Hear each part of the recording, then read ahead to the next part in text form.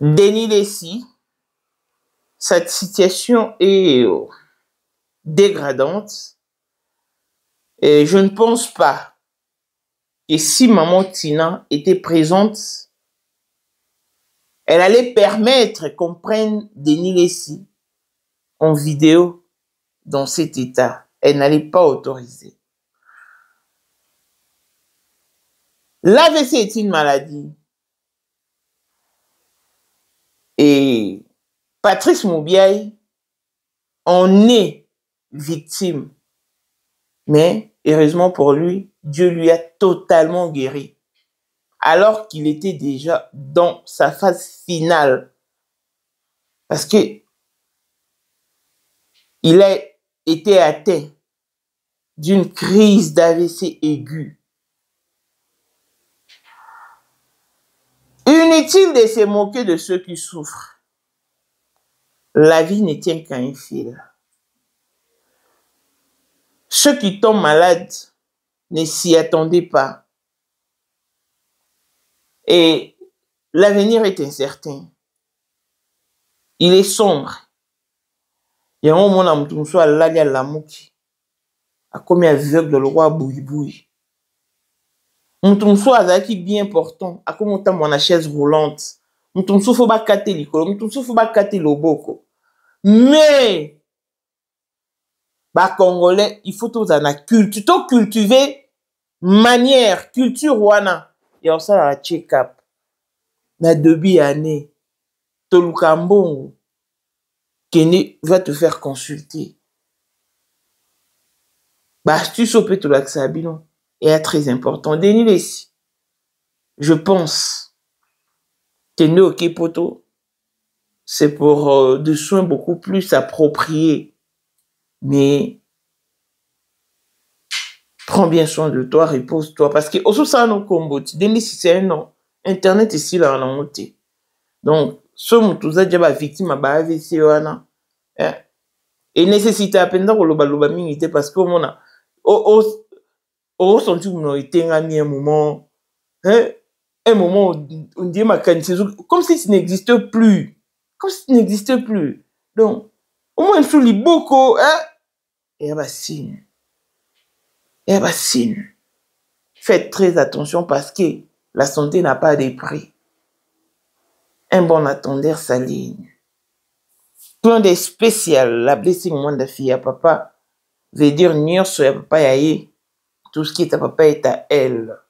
Paul Monde autrement du Porsche Cayenne New Model, chanteur Android, Élisée Madame de mon cœur, Moutaleku Azater, Miros Bintuna London, grande sœur propre, Moté Mawili Chimbalanga, Abraham Toko Yamado Toko Nabelana Alost, Jean-Pierre Kibesi de Panama, Yamon Marie-Jeanne Kibesi Ndongala à Paris, Papa na Cleves Kibesi, en jaune Wika son grande sœur propre femme à la Bentley, Sandra Kazadi, maman Denise, Moté Méric Jeng Elon Musk, papa le millionnaire Snoop Dogg, na le millionnaire Ricky Ross, Claudine AC Milan à London, Blaisette Moubien à Switzerland, Miflor le femme en Italie, la Dauphine 50 la Congolaise, Unichi bande de femmes intelligentes, Béni Antonio, la médor 3 fois canon, Mireille Tambouena Milan, Christelle Tchali Katokolo Yalem Montana Grenoble. Toute option bossou qu'on a estreli ou qu'on a. Voici Elon Musk, Eric Jeng, l'homme à 35 Ferrari. Katala iso kobenga kinga presidente. Photo Eric Jeng d'abord nous unicha na mkonza mwa kaza. Rivière na mettre publicité. Ou mettre activa au moins baka. On yoso radio. Oh, on a mon conseil sur mon mkonza mwa Eric Jeng donc. Vraiment. Vous êtes tous hommes d'affaires. C'est Lipa Savambongo, à Djobu, le tant que vice-président. Il y a eu des gens dans le monde entier, président de Rosilika. Donc, ma caméra se fait PPL, on a commis parler ce qu'on dit, il y a voice au Congo, ou partout qui n'y a Tinda Kibo. Tant que vice-président, il y a beaucoup de parlement, et ça dessous du parlement, pour le président Djenga, on a moins de monde à Rosilika. Toro mama trote mama bilamba po mama bilamba toto yi na kati ya Congo tous les affairés ayebaki yango place banana Congo tous les maîtres donc bayebi mukonza mwana muke mutabanda yango abotami nango kombo na ezali ya ma campagne Les airs à férir. Mais pourquoi on fait ça? Ils sont là, mais là, on a les airs à férir. 2025, le 14 février 2025. Là, numéro 1 à Bissau. Le grand moufti. Numéro 1 à Bissau, il est. Là, on a l'autre. Donc, numéro 1 à Bissau, il est. Vous allez parler en le vélo.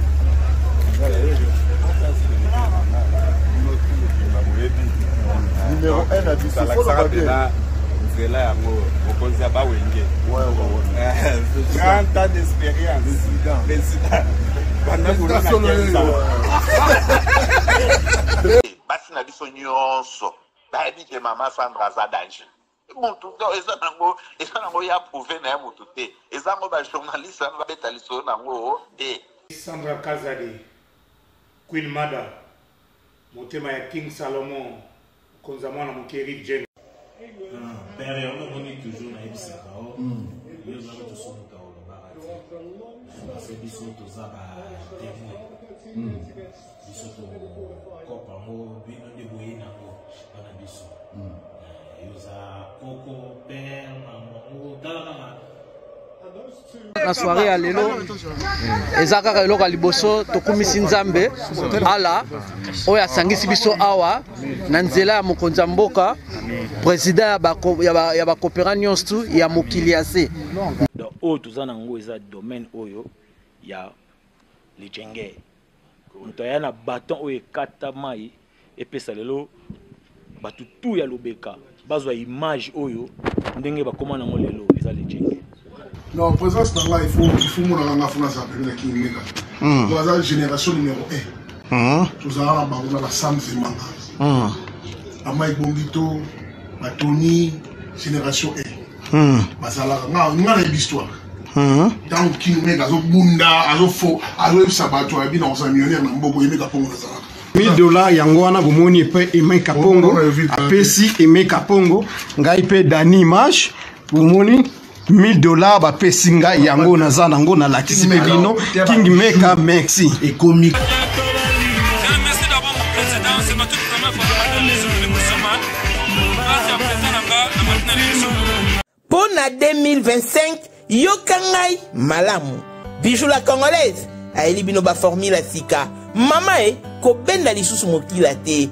Basi lokola yo bakumbi zemi, basimbi bana pe batatoli. Na eko témoigner na ba produit à Maman Bijou. Na bano c'est la fin de l'année 2023. Et je suis tombée enceinte. En tout cas, j'ai respecté comme elle me l'avait dit. Bonjour ma Bijou, Léa Remixé, maman, Zamba Pambole, Et c'est ma tante qui est en RDC qui avait acheté des thés pour moi, des produits de Madame Bijou. Je vous dis, ça n'a même pas fait un mois. Je n'ai même pas fini le carton des thés, des produits qu'on avait achetés. Tellement que j'en avais marre, je désespérais. Regardez les résultats vous-même. Bongo na menu na biso, toza na bakisi ya kobota, ya ko traité po, ato koma ki po solokola mongusu, yaka. Ma Bijou nzamba pambulo ya ne opesa te. Ma futa na ye. Salika bana ya ko témoigner ma Bijou merci. Olingo koma na ba forme, yaka. Olingi okondisa nzoto ya bomwasi kokondisa nzoto ya bapapa pe kokoma sima inene yaka na lombango tozala bakisi ya diabète kisi ya makila nyonso oyo ekoluka tozoteka en gros et en détail bongo soki olingi osomba pe po banda ya yo business yaka benga kaka Mama Bijou na ba numéro oyo plus 1 207 51 80 632 Toli Soussou na plus 243 84 40 99 215. Koutaï na TikTok, Sketch BL MK, na Instagram, Bijou MK1, pe na Facebook, La Congolaise Bijou. Boya ba porte na biso, eza pour l'aider. Touro, toko raté le côté. Excellente semaine à tous et bienvenue dans ces nouveaux numéros des Moments International TV Show, votre chaîne d'actualité de l'information et de l'émotion. Voilà que le mention nous retient encore dans ces dossiers de Denis Lessi, qui est malade, qui est encore malade. Il n'est même pas en convalescence. Et sur ces dossiers de Denis Lessi se rajoute celui de notre frère bien-aimé Patrice Moubiaï. Les serviteurs, les chantres et tout ce que vous voulez.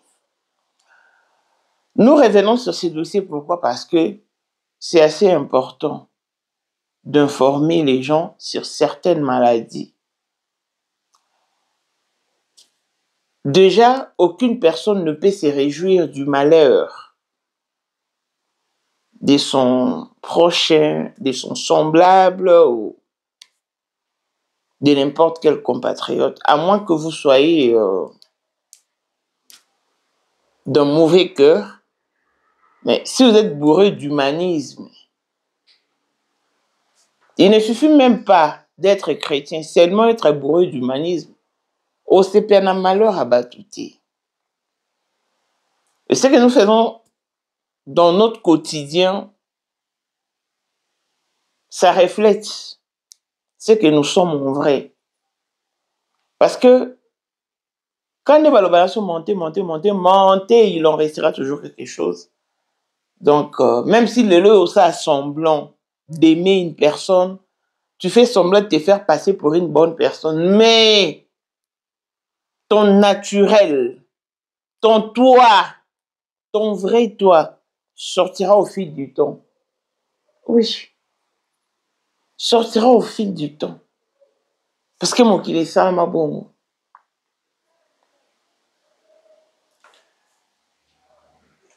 Bandeko, ne vous réjouissez jamais lorsqu'une personne tombe malade.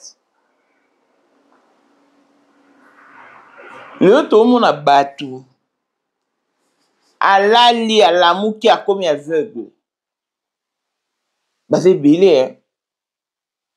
Toi, na maman en Afrique du Sud, dans la mikate. Ton ole mikate na tolinga.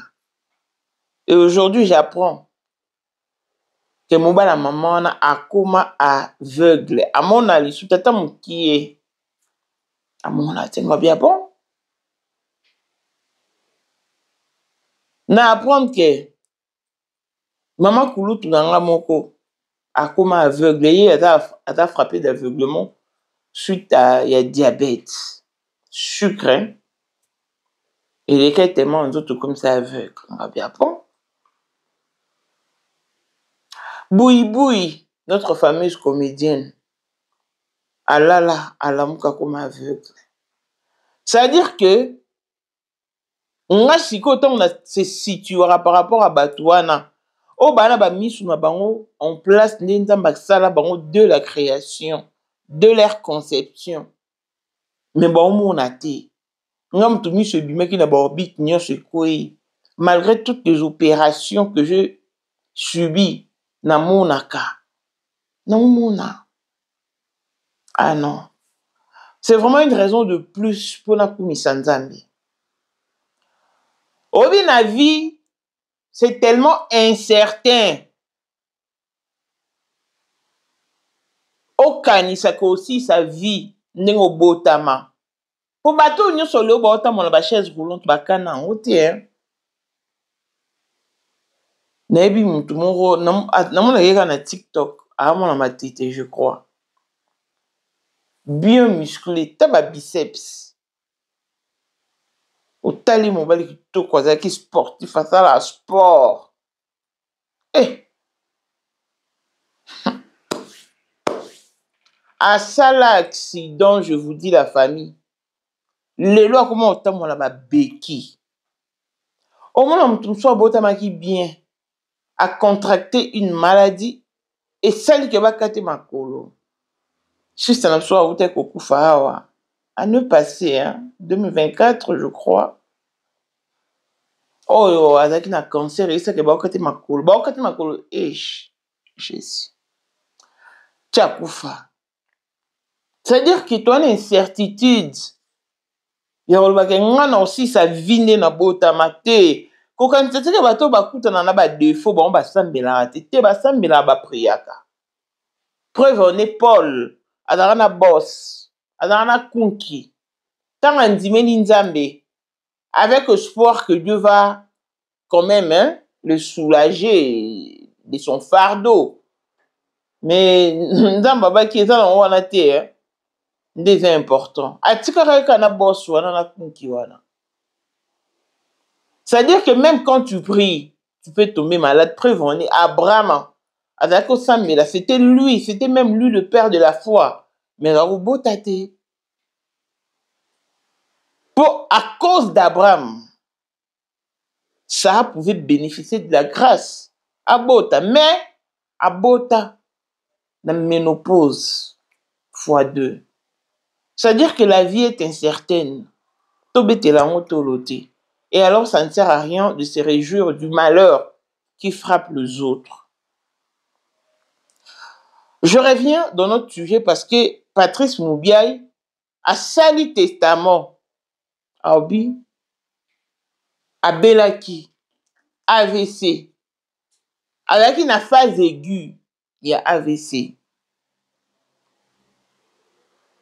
Pendant que la médecine disait autre chose, Dieu a décidé autrement. Il dit ceci. Atteint d'une crise d'AVC aiguë, l'Éternel Jésus-Christ m'a fait sortir intact de la mort que je viens de traverser. Ce que je vécu est une preuve vivante que notre Dieu est réel, puissant et fidèle à ses promesses. Quand le médecin parlait de pronostics réservés, le Seigneur, lui, avait déjà décidé de ma guérison. Aujourd'hui, je témoigne pour que le monde sache que Jésus guérit encore, qu'il délivre encore et qu'il n'abandonne jamais ceux qui mettent leur confiance en lui. À lui seul reviennent la gloire, l'honneur et la reconnaissance pour ce miracle. Patrice Moubiaï. Il est venu témoigner parce qu'il était atteint d'une crise d'AVC aiguë. C'est-à-dire qu'il était à la phase finale. AVC, ça vient directement, ça t'emporte. Et puis c'est fini. Mais Dieu a décidé de sa guérison. Il lui a accordé et aujourd'hui il témoigne. Il n'y a pas si longtemps, je crois en 2025, je suis tombé sur des anciennes vidéos de frère Patrice Moubiaï dans lesquelles il disait ceci. Atiki nae koyemba. Atikaki. Il demeurait chrétien, mais il n'exerçait plus le gospel chrétien, en tout cas, non. Il a arrêté la musique pendant un moment. Et vous le savez. Si quand on va tourner raison ni salaki, otika musique. Abi, parce que yeti alors ça n'est musique, il ne vivait que dans la pauvreté. C'est-à-dire qu'il est pauvre. Son enfant pouvait tomber malade et il devait recourir aux frères de l'église ou à son producteur pour avoir de quoi amener son enfant à l'hôpital. Je me suis dit, ah bon? Ah oui, il y a d'abord sa musique, mais la musique chrétienne ne lui permettait pas de vivre. Oui, ah bon? Et pour ça, il ne pouvait pas mendier toute sa vie. Voilà pourquoi il avait pris la décision de mettre un terme à la musique chrétienne et à passer à autre chose. Sincèrement, j'étais très étonné. Mais musique chrétienne, ils ont pu savoir tout le monde. Tu as Mike Kalamai, tu as Deborah Lukalu, tu as Moïse Mbi, Matou Samuel, tu vois, parce que bateau va jouer la musique, alors mon Chabani, regretter Marie Missambon, mais il n'y a pas dans une époque où mais dès qu'on s'est retrouvé musicalement parlant, sincèrement, ça m'a estomaqué. Et après, na moni comme il faut reprendre musique. J'étais très étonné. Bon, heureusement qu'il n'avait pas arrêté de servir Dieu. Il avait seulement arrêté avec la musique. Mais frère Patrice Moubiaï, sincèrement, je pense que c'était la très mauvaise décision que vous avez prise dans votre vie. Vous pouviez tout vous permettre, sauf ça. Parce que Biso Yebarayo, le roi Patrice Moubiaï chante, oui, serviteur de Dieu, mon boy. Alléluia, alléluia, alléluia, yes, nanga. Tangonya sonazalaka na posa na yo, ozalaka sepene nanga. Na moment où yo tike musique à cause de la précarité, alors qu'il y avait des gens qui peut-être pour obtenir la guérison, to ba faveur mo quelconque, ba d'ailleurs pour recourir à la musique na yo. C'est seulement ton na yo avec yango. Et au blessé qui nga, au affecté qui nga, je ne peux pas cacher mon émotion, en tout cas au blessé qui nga, kota la yonde nga na kota concert na yo mo boyara na fikin, na yebi soute na pavillon 12, j'étais dans une salle, et Zara Denis s'est organisé que l'on mo boye, il y a orphelin. Batukutu ba oloba abeng sa Blaise Maka. Denis s'est boye habité Blaise Maka daka orphelin de père seulement. Non, ben à Patrice Moubiaï parce que lui c'est un véritable orphelin en fait, de père et de mère. Et dans la fikin, on l'attrape pantalon noir, chemise à vert citron, na veste à vert citron. Un très bel homme. Tokanga non kutu photo, donc autant l'homme to lulo c'est plané. Or que yé na kasi, avec qui peut avoir problème sur les olés qu'il a. C'est quoi? Tant on a tellement de vidéos, faut pas tout savoir que non, il y a tiki musique parce qu'il ne se retrouvait pas financièrement. Et il en avait marre de recourir auprès des hommes pour avoir des... Go bien bon. Au Betsenga Libako. Je pense que sur ta émission, mam na lo bana constater. Oui, et jour là ta chemise noire vert citron, vert citron. Au tenir coup de discours que tu as perdu ton père et ta maman. Dès le bas âge et tout, tu fortifies les orphelins que nous sommes et qui étaient présents dans la dite manifestation. On a même cotisé pour nos orphelins parce que c'est qui uniquement pour nos véritables orphelins, c'est-à-dire de père et de mère. Mais quand même, témoignage nayo, ils allaient réconfortant, c'est un fortifiant. Que ce moutatali est. Au moins, avantage aussi à l'endame. C'est parce que tu as servi Dieu qui s'est souvenu de toi dans le moment de ta détresse. Quand les Bibles disent qu'il est les secours qui ne manquent jamais, au temps de la détresse. Donc, next time, quand tu voudras prendre une décision pareille, réfléchis sérieusement. Réfléchis sérieusement. Bah, frère Patrice Moussoro, oui, bah, pas moi la musique, hein. Bien qu'église et ça la peine, ça mais avant tout, le départ, la base, c'était de la musique. Donc, je ne suis vraiment pas là pour te condamner, mais je suis fortifié pour un témoignage. Parce que moi, j'aime ce genre de témoignages. Parce qu'au moins, on va te béler le bas frapper dans AVC. Et ils ne savent à quel sens se vouer. Mais soit Vandi, à lundi, témoignage, il y a Patrice Moubiaï. Et réconforté. Et PC espoir. Donc, heureusement que tu as encore compté parmi les vivants et que Dieu soit loué pour ça. Gagaga, avec Azalaki Azali Pea kozalaka kaka Poyende Number 1 Mwana liboso nzambe na matière kosalisa Awa, esengi Ozwa penza papier Ovanda na kiti Pe oyoka malamu.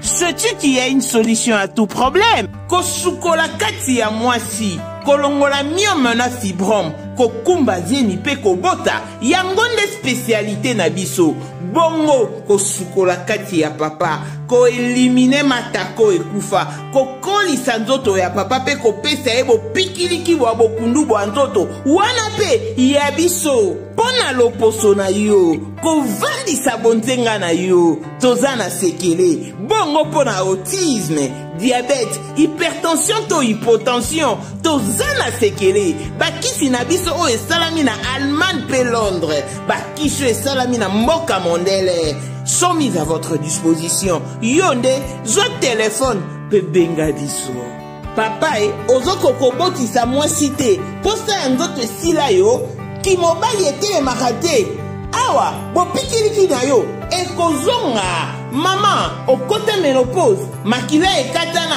règle abondante to okoma frigide yeka toza na sekele nyonso awa ekomaka active o yo mutu oza na batrouble dépression insomnie solution na yo ezali benga biso na plus 44 74 05 65 35 48 Gasker les soirs des désespérés na seki pour solution na yo ezali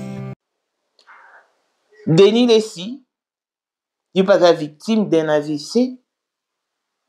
J'espère qu'il peut également se servir de ton témoignage. Envie de renforcer sa foi, de nourrir sa foi à nouveau. Que ce sont des choses qui viennent, non? Qui surgissent dans le quotidien des humains. Je vous dis, la famille, AVC, source nango, n'a habité, hein? Généralement, les alaka dû au stress. Parce que stress, c'est un poison qui te tue à petit feu. Beaucoup de gens ne savent pas.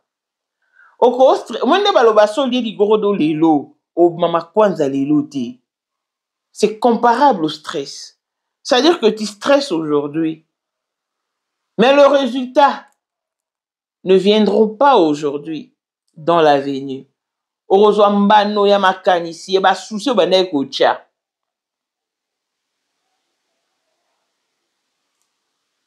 Tona ndeko mobo akufa a un grand frère de Bandal Paulin Congolo.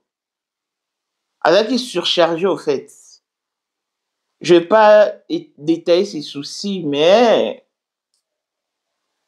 à force de beaucoup raisonner, penser, stresser, oui que je me sois vendara à Bouyala, qui a eu Moussala. Yé mon pena centaine de nerfs naïe moutou katana. Oui que nerfs on a tous un aura moko. Oyo erilia kat ba organe sans doute. Tant que katani a dit ba betinga bord. Ya lo bibongo. Ba betinga bord. Avandi ataya au téléma. Salut-moi sans pas que un moment donné, il a senti un vide. Et si batou, nangati. Bozwanga. Boketi kana okelo mo katani na mtu. Le roi est que ça là, ils avaient permis le monde ndak na. Bazo ba simbi wa simbi boy. Bazo raccompagner nanda. Ba komi na nzela. Ao suba. Nabilamba. Donc, asali pe sel Nabilamba. Tant ba komi na ndako. Moi si na ya weli na bengi pasta. Pasta hier ba nyo prier. Ba si prière. Pour ba zoé ba ki hôpital. Aucun membre n'est fonctionné. Aucun de ces membres n'est fonctionné. C'est membre inférieur comme supérieur. Bah, bah, côté la voiture. Parce que, avant, si vous avez la ambulance, ça va prendre du temps. Bah, côté l'ambulance, pas, bah, hôpital. D'abord, comme il y en a, bah, si on canaille, batie na servir parce que moi on vante pour na chaise roulante ils quitté ba mimi na chambre donc yé na connaissance non ekei moko batie na chambre ana ba on kopese moi traitement et déjà le médecin se sont prononcés en disant que non ce temps est il faut qu'on s'en aille. Alors, le roi en Afrique du Sud, garde malade, la tête, bon, tiki est venu aux zones, bon, qui n'a air à visite. Mais jour, on a le coup d'aller, jour, il y a admission, moi, bah, on est sous son air à visite, les a quittés. Parce qu'il y a des consommateurs qui ont et tout dans la zone, parce qu'il y a un hôpital, on t'a le batté, l'eau, et ça, la tête, mais misou, et non, il y a au fond,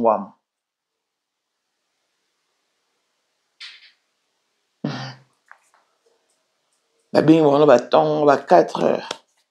Tu vois qu'il n'a pas fait déjà Sédaki. Au monde. C'est-à-dire que Yekoutou a eu même pas chance que à faire la AVC pour la première fois ou pour la deuxième fois. Non. Il pensa un coup KO. Maman qui. Par contre, moi, si il y a personnalité en avion médicalisé, au bâtiment qui qu'on surveille l'hôpital, il a fait la AVC 3 fois. AVC juillet malamment ko nerf un peu vimbi. Côté droite, hein, et salaté. Eh, nyon so boido, kabola mi penda boye salaté.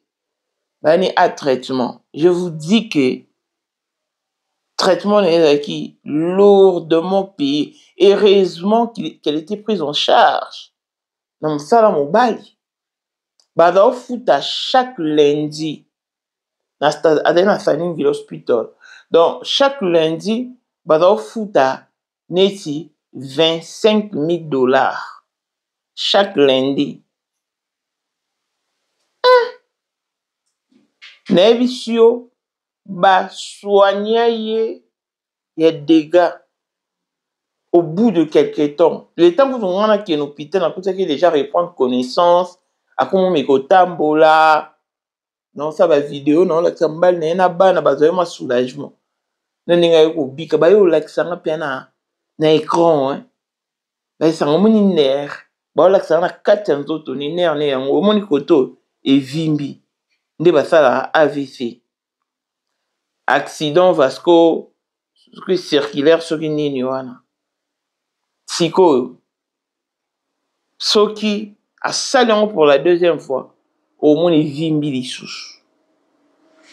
Soit salon pour la troisième fois 4 années. Au moins il y a salon pour la première fois, deuxième fois, troisième fois 4 ans. Avant que tu aies fait donc à combien de paralysie totale. Donc, dès tout ça, trop c'est pédant un malheur à batouter. Mais au moins, s'il y a des conseils à prodiguer, on peut toutefois le faire. Pourquoi? Parce que mon client m'a embébélé. Va te béler, tout le monde en aura mettre et baniti. Et yo peut-être vous appelez la facilité, elle comme ça se pardonner si facilement. Mon ton sous ça pardonne à rater. Aligner les itamons dans mon thème. Alors on fout tout va compte à rendre vraiment. Mais belé. Tu vois déjà. Mon to ba le kolo ba nemo il faut appeler en Nzambe alors tombe toi en Nzambe. Et là ma on sous mon ta ça la rater. Parce que quand tu es tout permis alors il faut être sur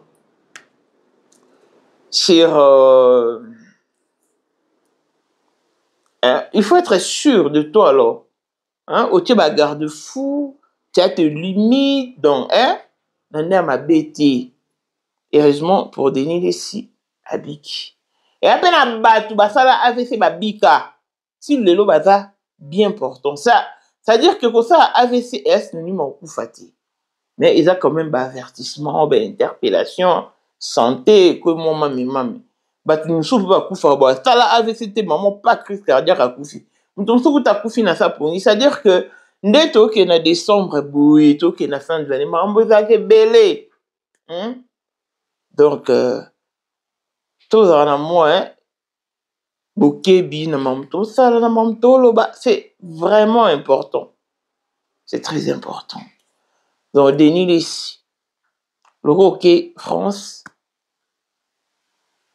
prends le temps de te reposer et repose-toi et occupe-toi de ta santé. Parce que la santé, d'abord, la santé n'a pas de prix.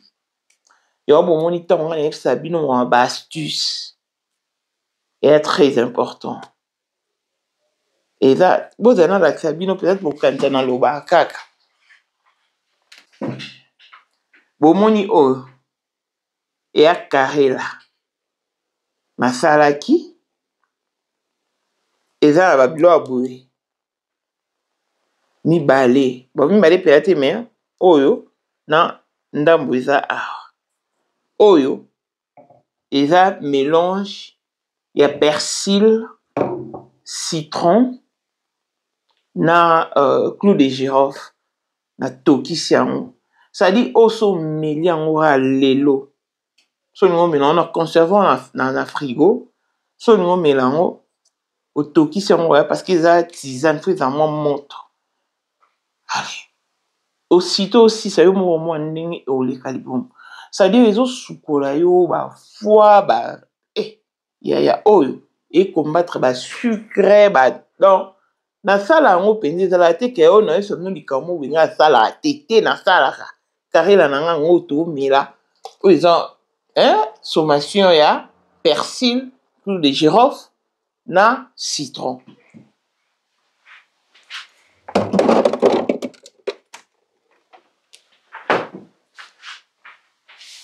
Donc, pour nous, c'est vraiment important.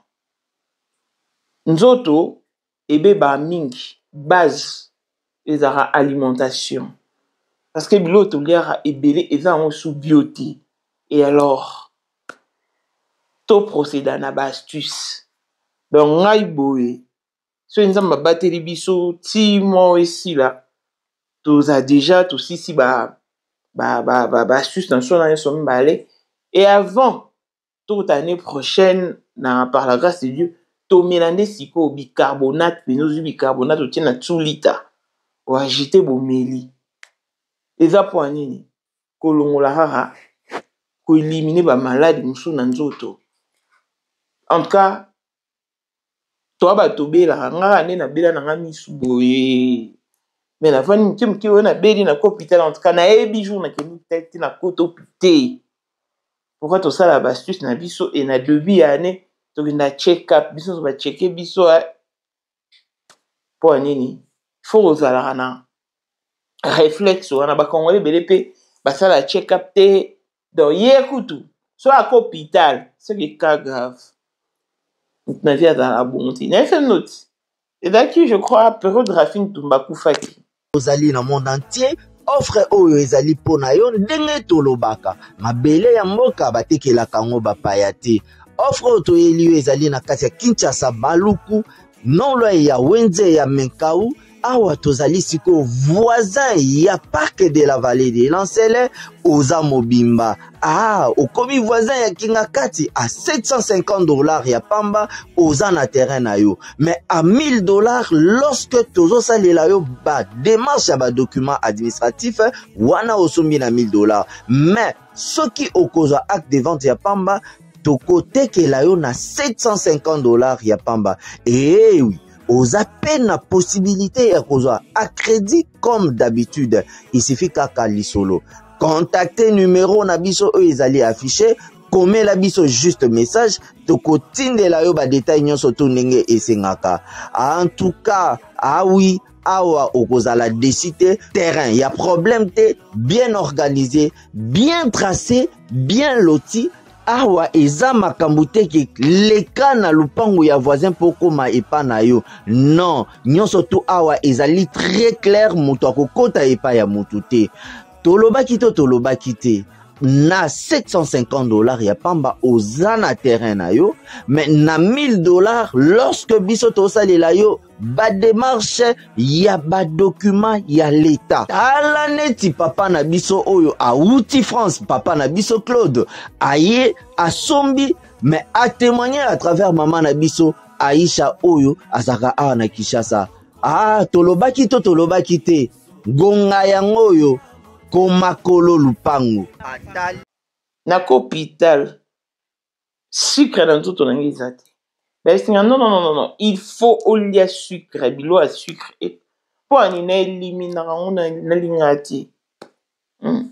Barena yo, zo soué nango. Ça m'a persil donc c'est important. Babilo wana nyonso ya to accumuler à force ya kovana na nzoto ndo mona rapport la lu la mukika boy pa usali crise. Oh crise cardiaque kambaki akena mbuke tatilo. Pour à la base nous avons des soucis d'une manière ou d'une autre.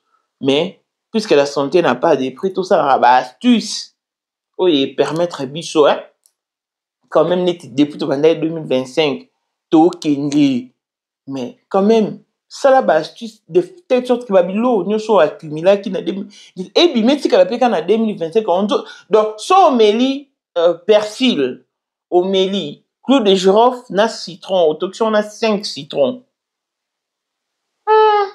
Yo mo pendo sentir nzoto ata so lali respiration na ba ko ronfler yo mo na penda ezande boy oui surtout ici yango allez to continue à carré là donc 6 mois ici la blo wana nyoso to aussi ça on passe à autre chose au venu c'est mon cocolé avocat donc et va blo mo bizan simple.